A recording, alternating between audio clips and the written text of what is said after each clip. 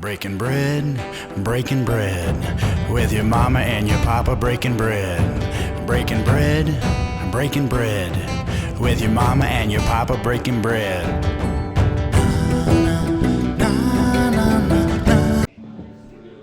Checking 1, 2. Sorry, we're still checking out.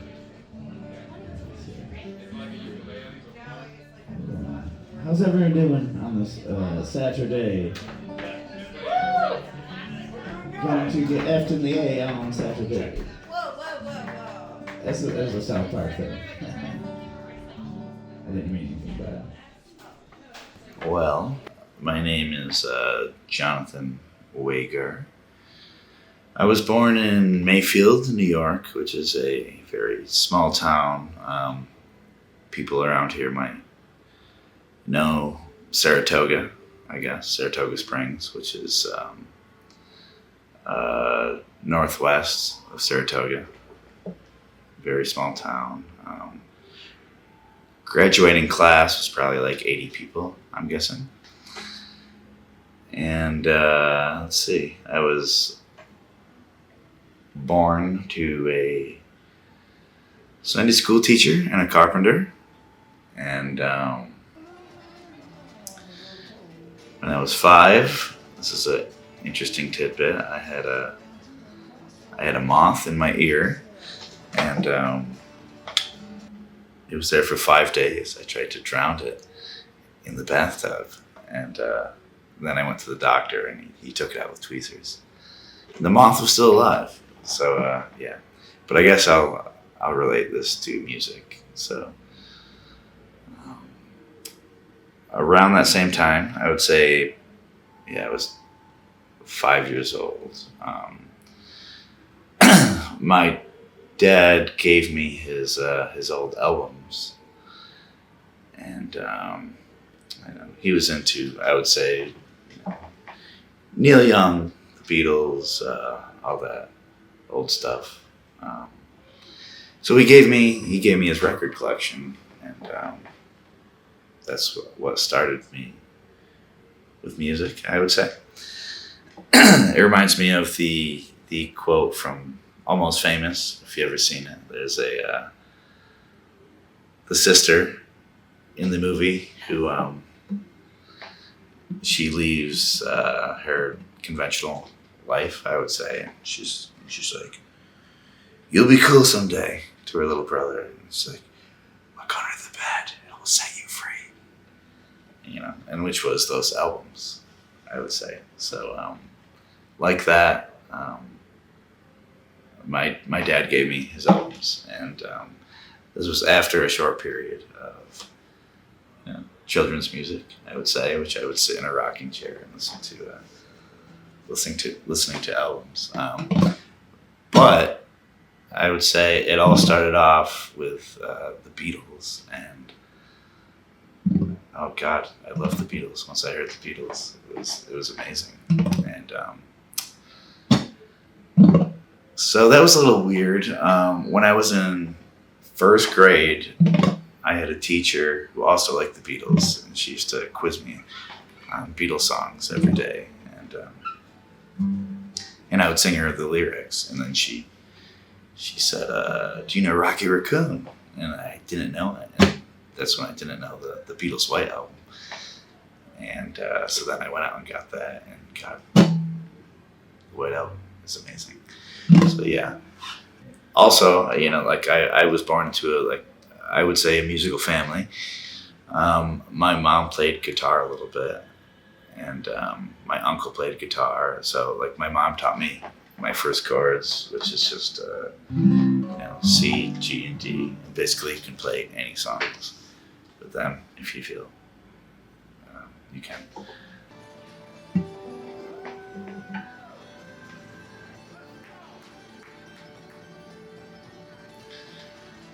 The artist that influenced me the most, I would say, like I said, the Beatles were huge. They were like my first love. And I was in kindergarten, like I said, and I would just sit up in my room all day and listen to the Beatles. And then even after a while, after I found out everyone liked him and they were huge, it kind of took something away from me because I was just like, oh man. But I guess it doesn't matter. So I always tell this to the people I meet, which is very strange, and it's a interesting dichotomy of music. I would say my 4 favorite bands of all time, if I were on a desert island, which would be so it would be the Beatles, Fish, Weird Al, and Bad Religion. So they've all had like a very extreme effect on my life. I could talk about them a little bit. So the Beatles, of course, everyone should know the Beatles. They, changed music. They changed the evolution of music. And they were the first ones to, actually write their own music with their own thoughts. And I don't want to say the first ones, but through the mainstream and talk about love and Helter Skelter from the White Album, like they say that's where punk rock came from. And so yeah, they completely changed music forever, and I'm not sure if people realize that. So anyway, yeah, the Beatles, the melody, vibrated my soul crazily. Then I'll take you through like a little journey. So I went the Beatles, and then I would say oldies in general, like the 60s, 50s, 60s, and 70s. I would listen to in my car, and I just always thought it was great. And then from there, when I was a little later in high school, it was ska. And then I went through like a punk scene, and then it was old school rap. And then I kind of hit the jam band scene, which was more, improvisational stuff. And so that was that. And let's not forget about Weird Al, I guess. I feel like humor needs to be in music as well, and in life, and especially in live music, you have to have a little humor in between songs and sets and all that. So. 14 years, a king and colonel, captain famed out on display. Agreed had found a man once bitten by the snake of grace. My creative process while writing music is, I would say, first of all, I love to be alone. A lot of people don't like that. I love my free time. I love, when time just stops, and it allows you to write a song. So I love that. And you have, make your coffee, just be like, okay, I'm gonna write a song. And I would say, let's see,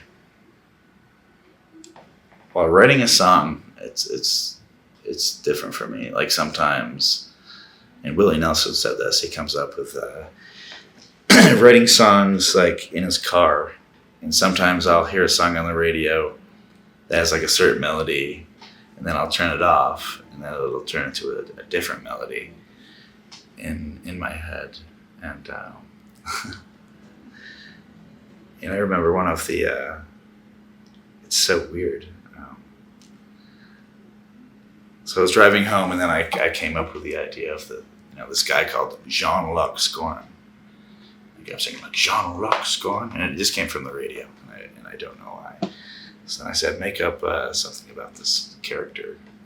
So then it was like Jean-Luc Scorn, come scale the White House, scale the lighthouse walls with me. So anyway, I was just riding in the car, and I came up with this song about Jean-Marc Scorn and how he was like this war veteran, and he was traumatized by this war and guarding the lighthouse, and then he becomes, extremely old and senile, and he tries to attack the lighthouse back in the day. So it's very strange. But I would also say, when writing a song, you start off with strumming a couple chords, and then you come up with the melody, and okay, and I would say you hum the melody, and then you come up with the words. Basically, I would say I start writing down anything, whether it makes sense or not. You come up with syllables that fit together, and so you have this whole chart of gibberish with syllables, and then you start making sense of that, and eventually through that I figure out what the song's going to be about, what it's going to mean, and everything else. So there's one way. The other way is you just have a specific idea you want to write the song about, and it just comes out. So I would say that's my creative process through, and again, I stress I just love free time and being able to do that. So that is awesome. I'm not sure if it's cheating, but I have a rhyme zone. You can go to the internet and you find rhymes, basically. So you got your guitar out, you got your papers, you can have a cigarette, you got your coffee, and it's like, okay, come up with this idea, and just start off by writing anything. And then, look for rhymes and syllables and everything that comes together. And eventually it just comes together. And sometimes it's a wild process. And sometimes I don't even know what the song is going to be about till the end. So yeah, there's that. And then there's like intentionally being like, I want to write a song about this. And that comes out as well.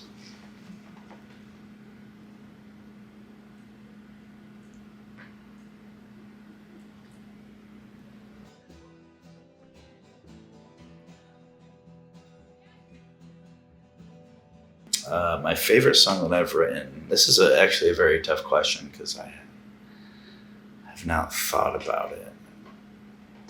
But I would say,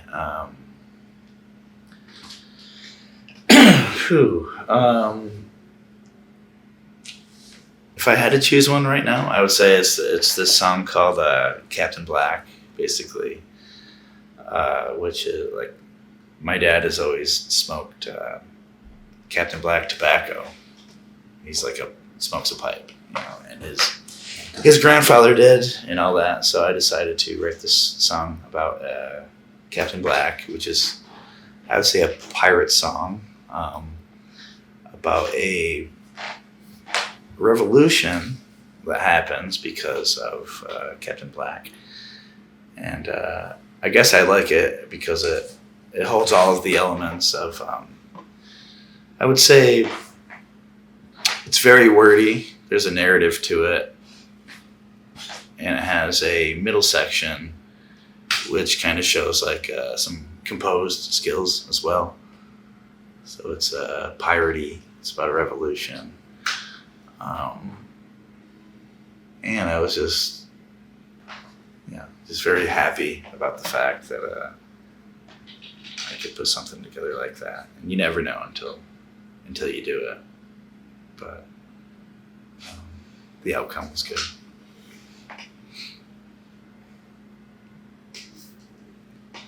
And let's see, songs that I've written.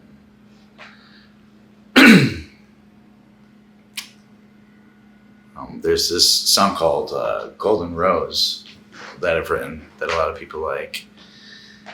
And that's another good one. And sometimes you don't really know what your music is until other people tell you.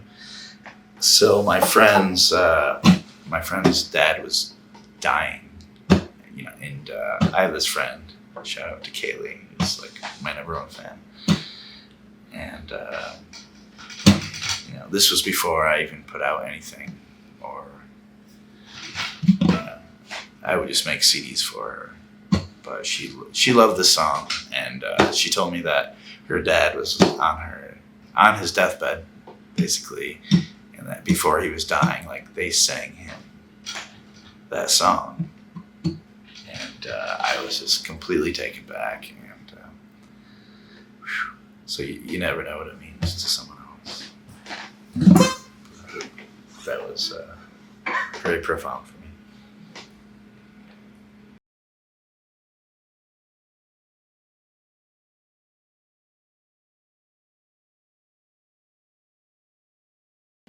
I would say music, to me, boy, that's a tough box to put it in. Let me think. I would say,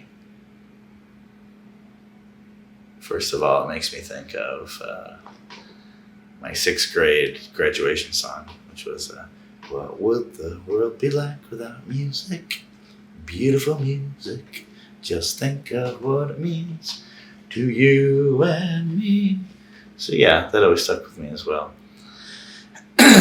If you want to get deep about it with chords, and frequencies, and all that, I would say it's like a resonance, a resonance that travels through frequencies and radiates the soul and inspires thoughts of whatever you want to convey, whether it be love or distrust or revenge or whatever. I would say, they would say, D minor is the saddest chord. Oh, I'm so sad. But yeah, you can, I don't know, just think of like, where did music start? Think about the caveman, like beating on, taking a stick and like beating and actually getting the beat. Or there's this thing called biomimicry, I believe it is, where where do we get the airplane from? It's from seeing things in nature, which we push over to human development. So anyway, like birds, the song of the bird is a very cool and spiritual thing. So anyway, I don't know. I love music. It's and even my aunt said to me once, she's like, and some of my family members, they don't understand why I love music so much, and it's just it's like what is the word I'm looking for? You're in a movie and they're playing the song. It's a soundtrack. Yes, it's a soundtrack for your life. I mean, think about the songs that are on the radio every day, or sometimes I'll be driving in the car and that perfect song comes on the radio, and it just fits with your day and your mood and everything, and it's just perfect. So yeah, it makes you. It's the soundtrack of your life. It's I like to think of Bob Marley as well. I forgot, who it was or what he did, but he put on a concert and, got like the 2 leaders of the land to come and shake hands through music. So it's very powerful. Yes, so powerful. And it brings people together of all races, nationalities. Music can do it all. In my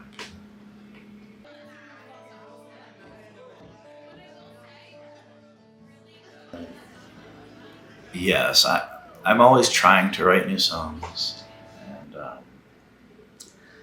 I have, I would say, I have hundreds of songs that I've written that I like, and I even have friends who, they'll say, "Oh, we like your old stuff," and I put out an album, basically, but they're like, "Oh, we like your old stuff," which is just very raw and whatnot. But like I said, I put out one album, and I put out one album, which I wouldn't even say are my best songs. It just happened to be. I'm so new to the experience that they just happened to fit in a way where they sounded good on the recording. Or I would say, like, my best song I tried out, it just didn't sound the way I wanted it to sound. So whatever sounded good was my first album, and I do like my first album, which is John Wagar, All Aboard. You can find it on YouTube and Apple Music and all that. Well, basically, I have a few projects going on. I play solo sometimes. Other times I play with Nate Poltoric, who is a fabulous hammered dulcimer player, who is he was once a national champion, where he went to, I believe, Kansas and won that. So we played together, and I also started playing bass. My friends just like, "You should play bass." So there's a band called Casey and the Locomotives, which is local here in Plattsburgh, which I think has a very great sound, and is very new, but hopefully you'll hear about it soon. Also,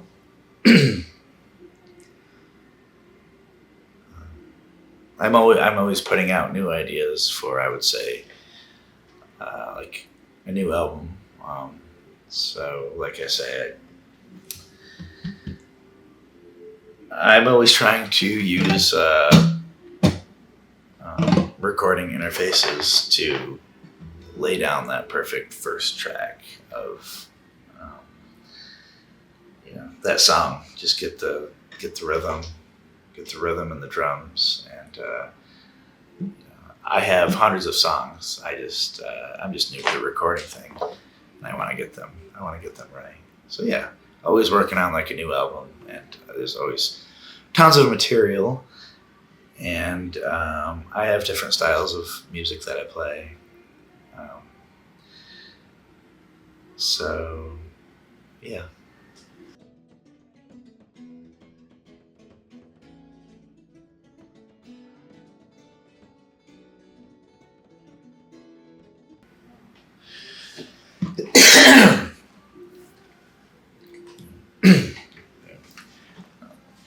So my most memorable moment as a musician, I would have to say it would be I had traveled to Colombia in South America with 2 friends, and I didn't know how to speak Spanish, and they just said, "Bring your guitar, man, you'll be okay." So I said, "Okay." So we went to Colombia, flew into Cartagena, and basically hitchhiked up the coast of Cartagena, and we would play music on the streets. And eventually, which was cool because we started, playing covers of like Johnny Cash and stuff, and people down there like didn't even, some people didn't know Johnny Cash, or we had beards, and they're like, only philosophers have beards, and whatnot. So we started to play, and people were like, "What the hell is this?" And then like a crowd came up, and we're like, "Oh, holy shit!" So anyway, we made our way to Taganga, which was a very cool place, kind of like a touristy place. But they loved artists. So I would say my most favorite musical moment was when I was playing on the streets of Taganga, and we were playing, and then it just turned into this whole improvisational thing, and it was very cool because there were people from all different countries. A guy from Russia, and then the girls from Norway, and then so we were jamming, and then one guy would come up, and he started improvising he did the Taganga freestyle, so he's like freestyling, about Taganga, and then like another guy would come up and he would play this cool instrument, and so it was then when I knew, like, this is so big. So it was like and it was cool because I was playing "Come Together" by the Beatles, which makes perfect sense. So it was like a small time, like diverse melting pot all together, that I saw people from around the world coming together over music and having just like such a great time. And I think that would probably be my best moment as a musician. There's lots of others, but I thought that was the most profound, I would say.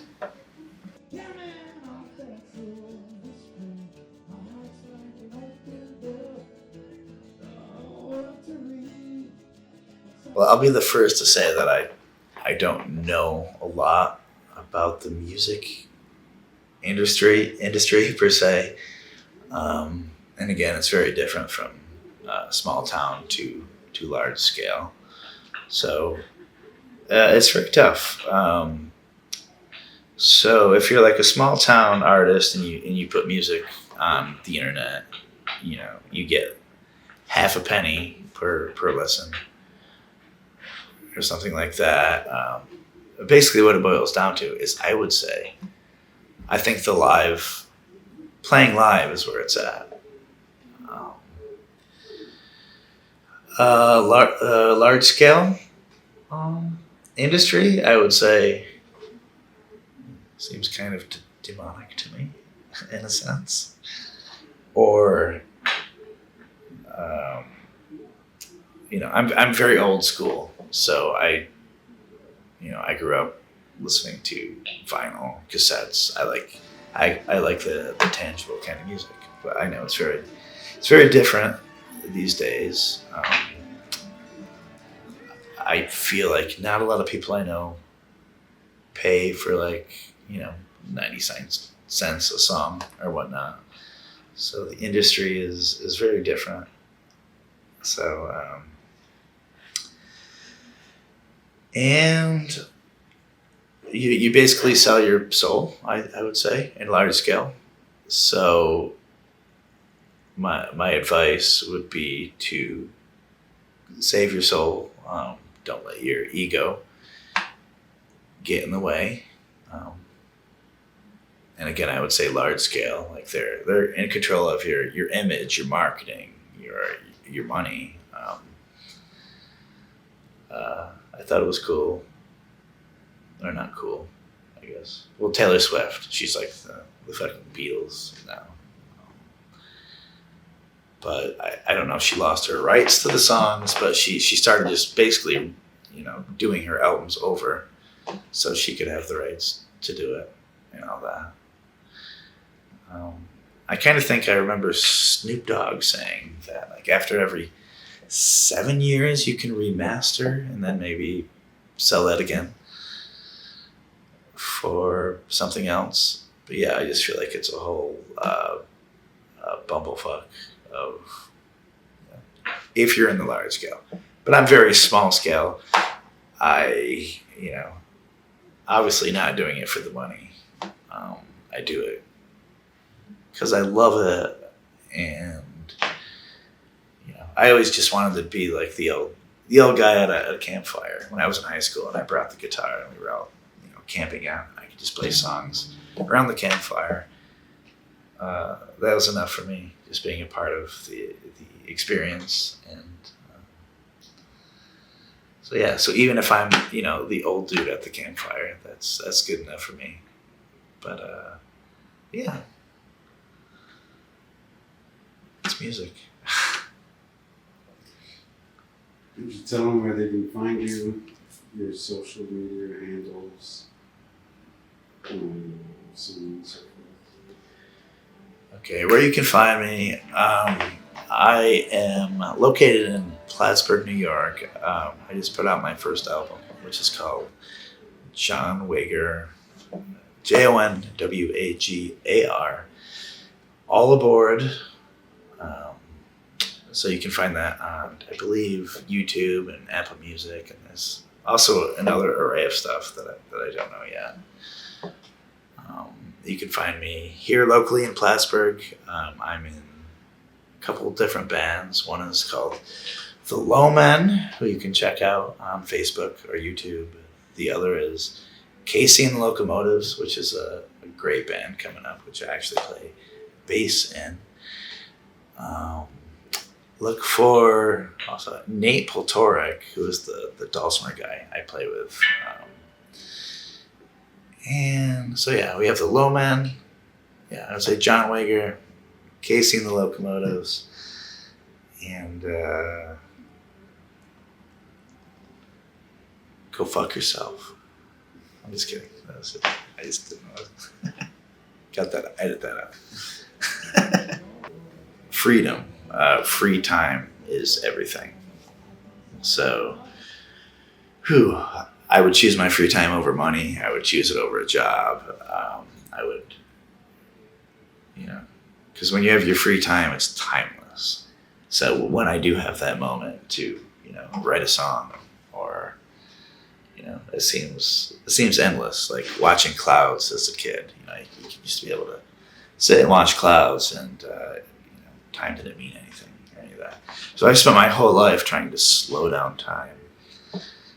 And with music and writing a song, it kind of brings me back to that moment.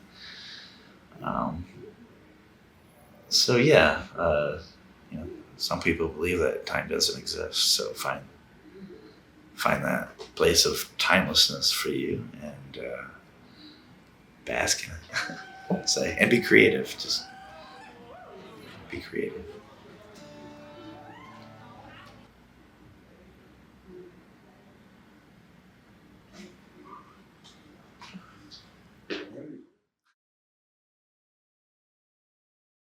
Breaking bread, with your mama and your papa breaking bread,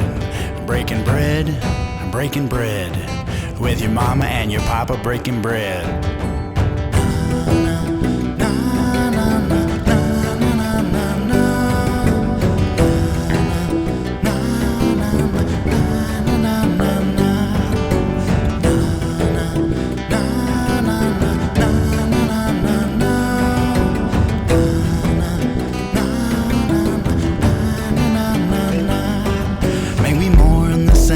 Sunshine as the leaves begin to shed, like the stretched out arms of lovers, the branches in our heads. There's a fox sent out to test us, but trust the beacon shines up ahead, where the midnight gleams and the moonlight sings when the colors are breaking bread. When the midnight gleams and the moonlight sings to when the colors are breaking bread. Breaking bread, with your mama and your papa breaking bread, with your mama and your papa breaking bread, with your mama and your papa breaking bread, with your mama and your papa breaking bread.